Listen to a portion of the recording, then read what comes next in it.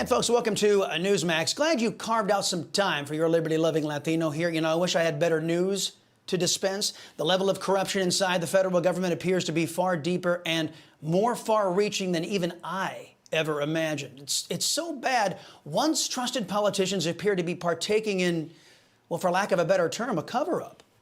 Accepting corruption to get Trump. That's our focus in tonight's preamble.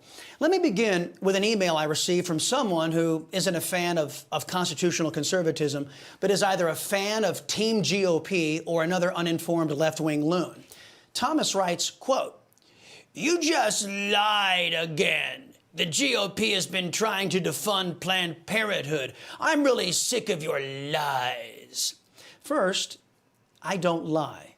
Secondly, Thomas points out that the GOP has been trying to end sending $500 million every year to the butcher shop.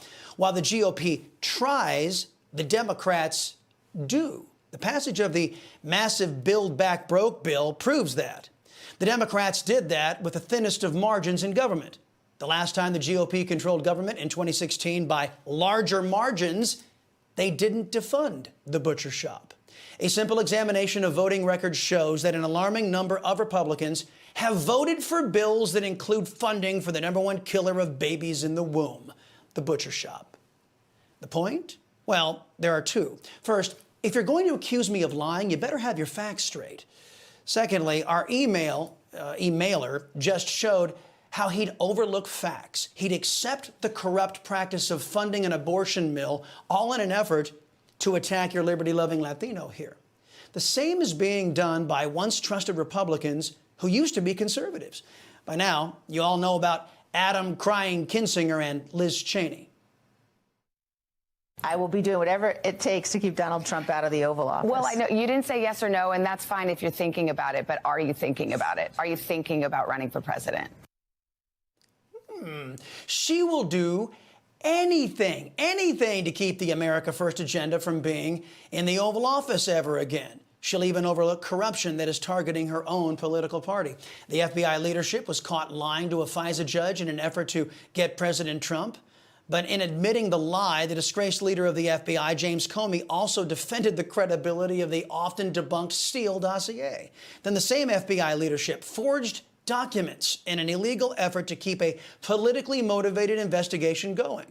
But permanent Washington isn't content with just targeting Trump. The FBI, according to court testimony, has also been exposed as targeting American citizens presumed to be Trump supporters.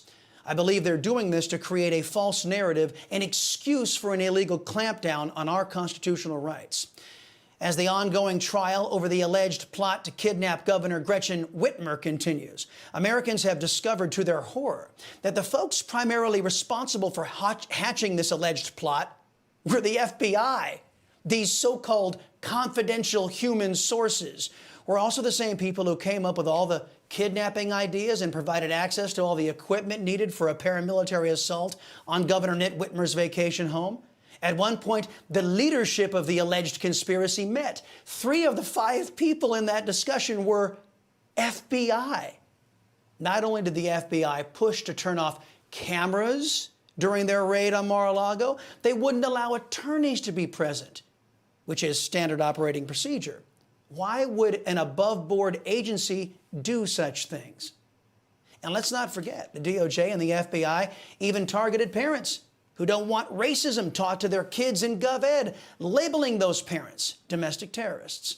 But the socialists and the Democrat Party, they look the other way because the corrupt DOJ is taking out folks who oppose the Democrats' draconian rule. And sadly, some Republicans are also in on this scam. Let's go back to Liz Cheney. Check out an appearance she made on ABC back in 2019. Is that you had Strzok and Page, who were in charge of launching this investigation, and they were saying things like, we must stop this president. We need an insurance policy against this president. That, in my view, when you have people that are in the highest echelons of the law enforcement of this nation saying things like that, that sounds an awful lot like a coup. Okay, so we go from coup to now we look at what a recent tweet from Cheney 7 days ago in the wake of the partisan Mar-a-Lago raid. Quote, I've been ashamed to hear members of my party attacking the integrity of the FBI agents involved with the recent Mar-a-Lago search. These are sickening comments that put the lives of patriotic public servants at risk, end quote. All because she wants to run for president, she does a complete 180. She's not the only one. Here's former Vice President Mike Pence willing to ignore and do nothing about the corruption that all Americans have been witness to and victims of just because he, too, wants to run for the White House. The Republican Party is the party of law and order. Our party stands with the men and women who serve on the thin blue line at the federal and state and local level. And these attacks on the FBI must stop. Calls to defund the FBI are just as wrong as calls to defund the police. Et tu, Vice President Pence? First, nobody who is credible is calling to defund the FBI for the reasons the Democrats are calling to defund the police. The Democrats are the pro-criminal political party. That's why they want to defund police. Those who are calling to expunge left-wing partisanship in the FBI by depriving it of funds are seeking to restore the rule of law and to deny the Department of Justice's efforts to make the government the Democrats' personal goon squad. Real conservatives know this, Mike Pence. The DOJ and its subordinate agencies must be torn down and rebuilt to expel the corruption that Mike Pence, Liz Cheney, and so many other Republicans are willing to overlook just to defeat the America First agenda. And that brings us back to the Trump raid, an unprecedented partisan attack that many suspect was a political hit, not a lawful one. Newsweek is trying to soften the blow by publishing leaks from the falsely predicated raid. This is what Pence and Cheney are defending. Remember, we were told nothing initially about the raid.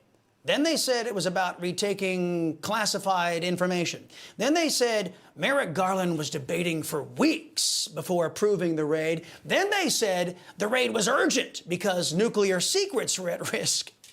Now we're learning this. The high-level U.S. government officials explain that it was not necessarily the classification level of the documents, nor even their subject matter that investigators were focused on. Wow. Okay. Then what were they focused on? Were they on a fishing expedition to find something, anything, to stop President Trump from running for president again? Were they trying to recapture declassified material that would have revealed the corruption at the FBI that led to the falsely predicated and political hit job that was the Russia collusion hoax? Or is it all the above? A note to Mike Pence and Liz Cheney and the rest of the go-along to get-along crowd. Demanding limited and accountable government isn't wrong. It's the point. We, the people, do not deserve to have our money confiscated to fund a government that is out of control and has grown beyond the consent of the governed, because the very same Republicans who fell asleep at the switch and allowed it to get this bad don't want to be found out. As the socialists and the Democrat Party work tirelessly to destroy our nation from within, VP Pence and Liz Cheney should have set themselves on a course to defend us and our Constitution. Instead, they now blame us for their failure.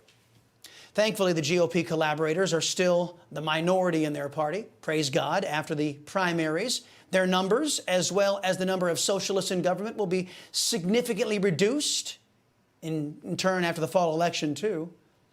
Then, I pray, our new government will begin a campaign to reduce the size, scope, and corruption in the federal establishment and once again create a government of, by, and for the American people.